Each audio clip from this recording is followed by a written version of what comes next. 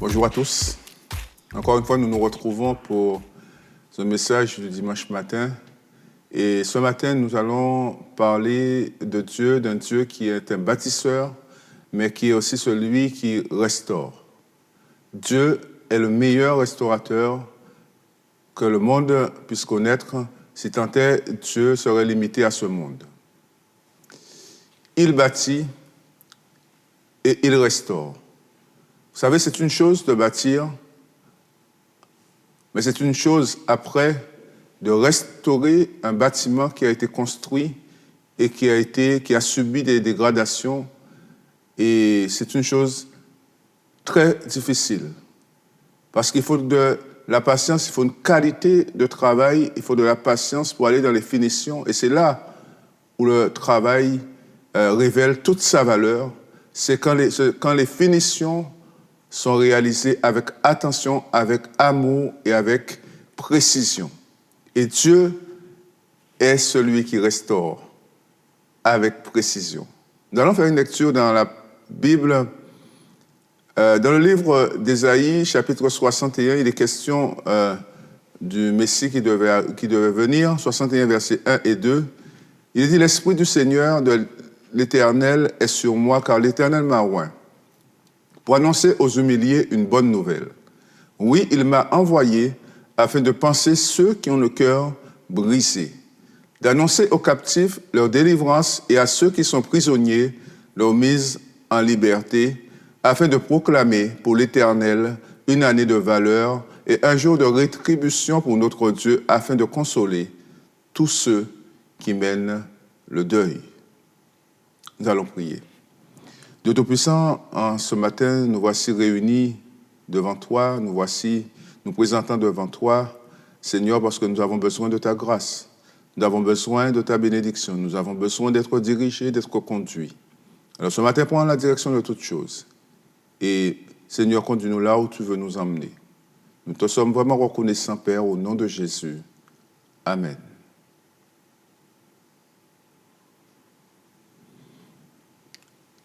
Nous sommes dans un monde où les techniques ont tellement bien évolué, où la médecine est capable de réparer toutes choses. On parle de chirurgie réparatrice, on parle de toutes ces choses-là qui sont capables de réparer tout ce qui est abîmé en nous.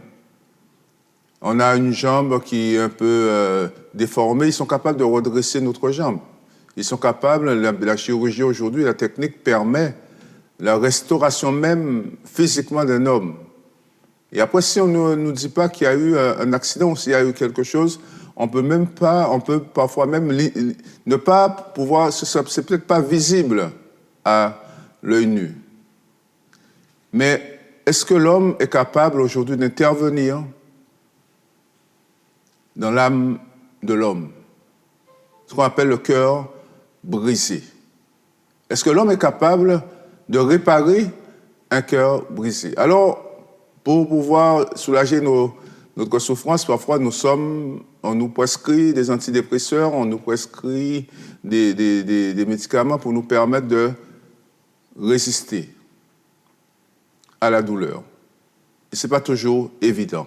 Mais est-ce que les médicaments, ceux qui permettent de soulager notre souffrance et qui sont utiles aussi à notre vie de tous les jours, est-ce que ces choses-là sont capables de nous restaurer totalement?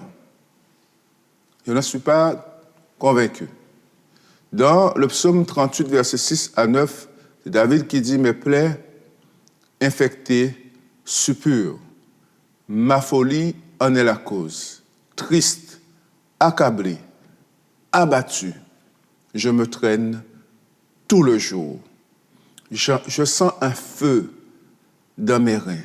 Plus rien n'est intact en moi. Je suis à bout, écrasé.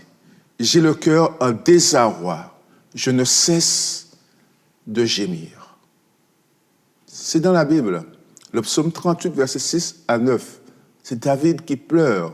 David qui vit un moment compliqué. David a vécu beaucoup de moments compliqués dans sa vie, mais David était un homme exactement comme toi, comme moi. David était capable d'exprimer ce qu'il était en train de vivre, et non seulement de l'exprimer, mais le communiquer aux autres par ses cris. Et combien de personnes aujourd'hui dans ce monde vivent pratiquement les mêmes choses, qui sont complètement dévastés. Combien de personnes aujourd'hui dans ce monde qui se disent que moi je ne vaux plus rien, je ne sens rien, mais rien me brûle, tout en moi est abîmé, rien n'a de la valeur dans ma vie. Et c'est pour ça que nous voyons tellement de personnes qui sont arrivées à un tel niveau de considération de leur propre être et qui se disent que ça ne vaut plus la peine que je vive.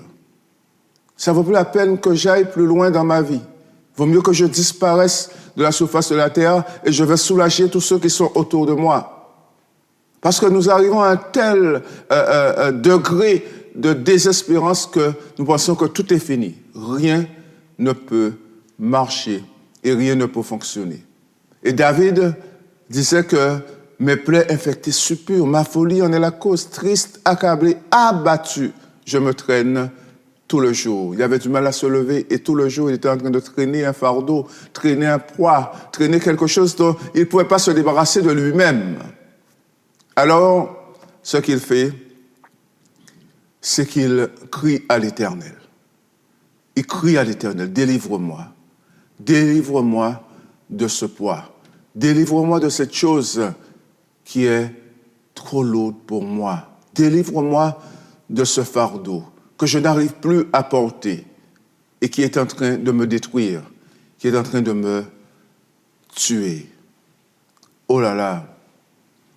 Alors qu'est-ce qui peut être la cause?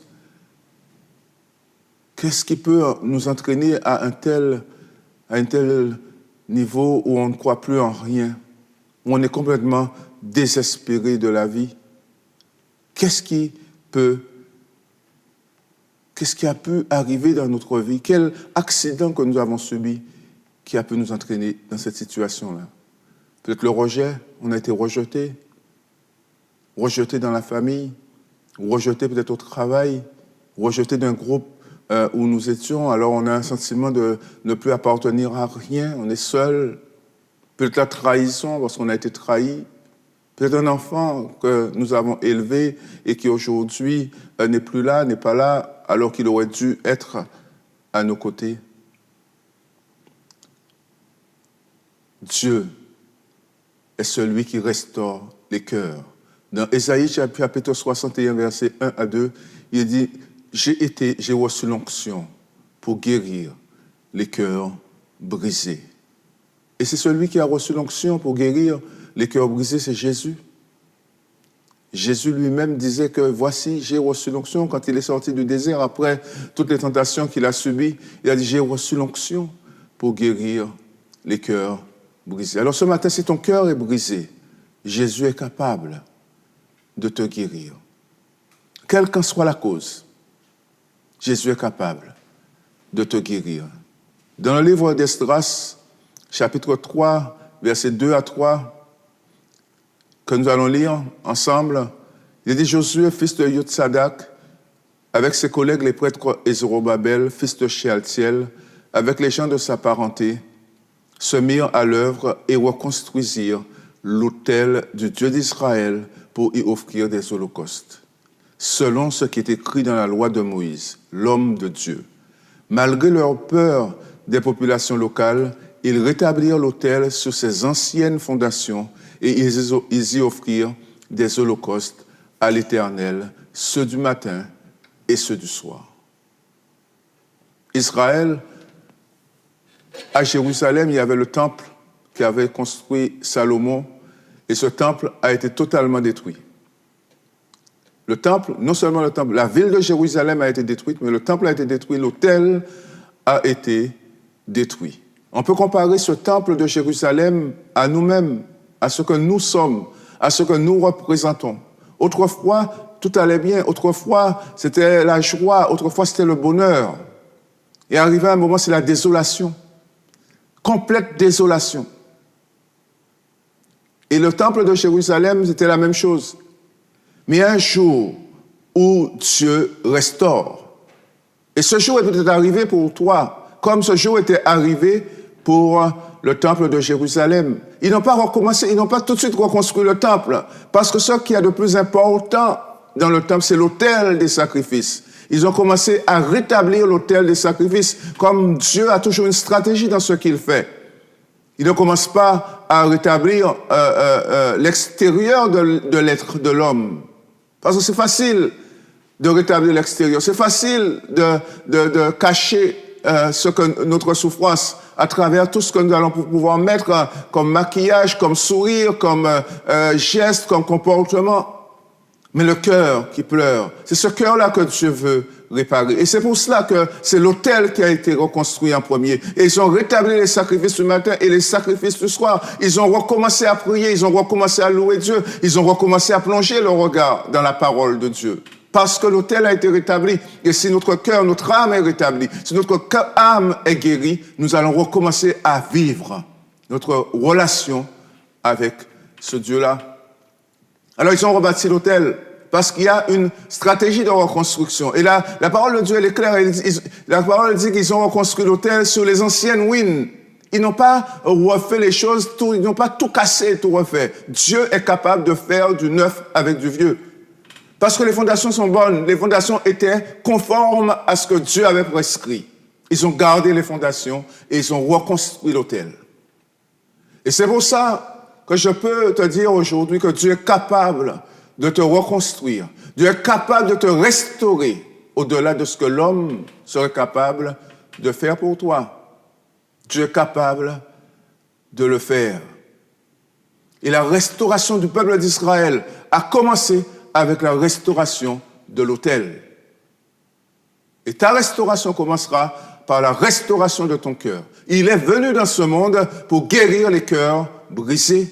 Et ton cœur a peut-être été brisé, mais Jésus est capable de guérir ton cœur brisé. C'est la partie la plus importante d'un homme. C'est cette partie-là qui va faire que ça va rejaillir sur tout l'extérieur. C'est pas à l'inverse. L'intérieur doit être traité pour que l'extérieur aille bien. Et Dieu sait comment faire. Il est le meilleur. Et quand il parle, il sait ce qu'il dit parce que sa parole est efficace. C'est un cœur brisé, c'est un intérieur guéri, restauré, qui permet de redevenir rayonnant. Ce que Dieu veut, c'est que nous soyons réellement ce qu'il veut que nous soyons. Quand ils ont détruit le temple de Jérusalem, quand ils ont détruit l'autel, Dieu a recommencé à reconstruire l'autel sur les mêmes fondations, parce que le projet de Dieu n'a pas changé. Le projet de Dieu pour Israël n'a pas changé, comme le projet de Dieu pour toi n'a pas changé. C'est le même projet qui continue. Dieu ne va pas te changer et te remplacer. Dieu veut que ce soit toi et qui va te restaurer pour que tu redeviennes ce qu'il voulait que tu sois et que tu remplisses la fonction que tu dois remplir. Ils ont reconstruit l'autel. Après avoir reconstruit l'autel, ils ont reconstruit le temple autour de l'autel, sur les anciennes fondations. Et après avoir reconstruit le temple, ils ont reconstruit la muraille de Jérusalem. Ils ont reconstruit la ville de Jérusalem en commençant par l'autel. Et quand Dieu agit, il veut que le fondamental, l'essentiel soit traité d'abord avant d'aller sur les autres aspects de ta vie. Dieu est le meilleur restaurateur parce que c'est le meilleur bâtisseur. C'est lui qui a les plans d'origine. C'est lui qui sait comment faire, parce que c'est lui le créateur de l'homme. Oh! Combien de personnes aujourd'hui dans ce monde nous vivons, mais nous survivons? Nous vivons, mais nous avons perdu la force, nous avons tout perdu parce que nous avons été blessés. Alors, nous n'avons qu'une seule envie aujourd'hui en nous, c'est de nous venger peut-être, de remettre ce que l'autre nous a fait parce que nous voulons que l'autre souffre comme nous souffrons. Mais laisse-moi te dire quelque chose. La meilleure solution, la meilleure chose qui puisse arriver dans ta vie aujourd'hui, c'est une intervention divine. C'est une intervention de ce Dieu-là. De Jésus qui dit quand il sort du désert et quand il arrive dans le temple, il dit l'onction il lit le livre d'Ésaïe, le même passage que nous avons lu, là, il prend le rouleau dans le livre d'Ésaïe. Il dit, j'ai reçu l'onction, j'ai été choisi par l'onction, j'ai été oint pour annoncer une bonne nouvelle aux pauvres. J'ai été oint pour annoncer à ceux qui ont le cœur brisé que je suis capable de vous guérir. Je peux vous dire une chose, c'est que ce matin, Dieu est capable d'intervenir dans ta vie. Dieu est capable de faire au-delà de ce qu'aucun homme ne pourrait faire.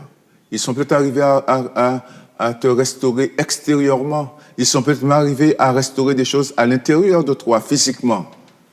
Mais l'âme qui est blessée, qui interviendra à ce niveau-là? Qui restaurera cette âme? Dieu est capable de le faire. Si tu le laisses agir dans ta vie. Il y a un jour où Dieu choisit pour restaurer, comme il avait choisi un jour pour restaurer Jérusalem. David, dans son plus grand désespoir, disait que ma plaie suppure au-dedans de moi. Je suis infecté, triste, accablé, abattu. Je me traîne tous les jours. Vous avez déjà vu quelqu'un qui n'a plus aucun espoir, quelqu'un qui se lève le matin et qui se couche exactement comme il s'est levé le matin, sans jamais un motif d'espoir dans la journée. C'est compliqué, c'est difficile. Et c'est là où Dieu veut intervenir dans ta vie. Parfois, quand quelqu'un vient nous voir, quand on dit comment ça va, ah mais ça va bien, et on commence à cacher notre souffrance et notre douleur. Mais ce qu'on peut cacher aux hommes, on ne peut pas le cacher à Dieu. Il voit ce que les hommes ne peuvent pas voir. Et c'est pour cela qu'il est capable de guérir ce que les hommes ne peuvent pas guérir.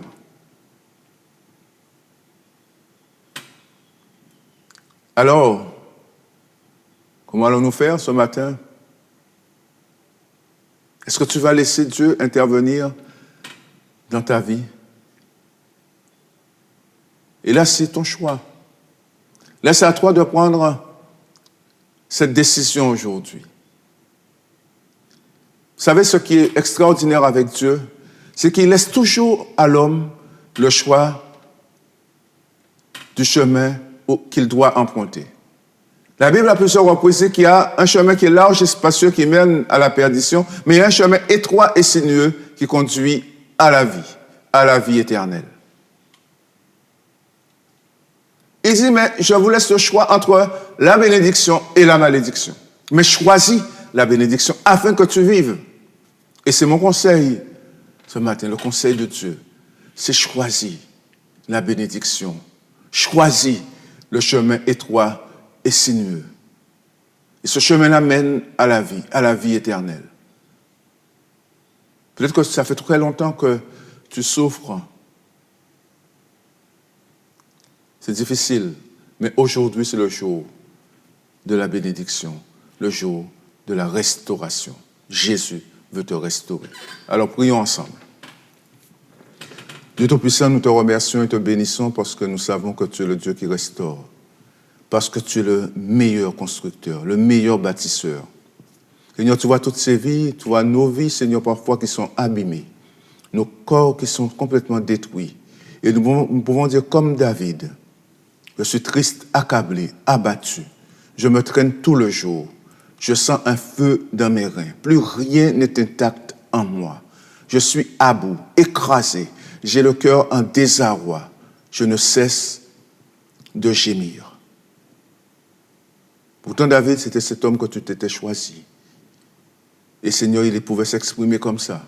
Et c'est pour ça que nous aussi, nous sommes capables de nous exprimer comme ça devant toi. Parce que le secours nous vient de toi. Alors maintenant, Seigneur, à tous ceux qui prient, qui crient à toi en cet instant, interviens. Bénis-les, mon Dieu. Bénis chacun. Seigneur, relève celui qui est courbé. Dieu Tout-Puissant, nous avons confiance en toi. Nous avons confiance en ce que tu nous dis. Et nous croyons que ta parole est efficace encore aujourd'hui. Alors, Seigneur, bénis et glorifie ton nom. Nous sommes vraiment reconnaissants, Père, parce que nous savons que tu nous aimes. Et nous savons que tu es en train de bénir en cet instant. Merci, Père, au nom de Jésus. Amen. Amen. Alors vraiment que Dieu te bénisse et que le Seigneur continue à bénir ta vie. Peut-être que c'est dans tes premiers pas avec ce Dieu-là, mais il est capable de t'accompagner très loin, bien au-delà de ce que tu étais capable de croire.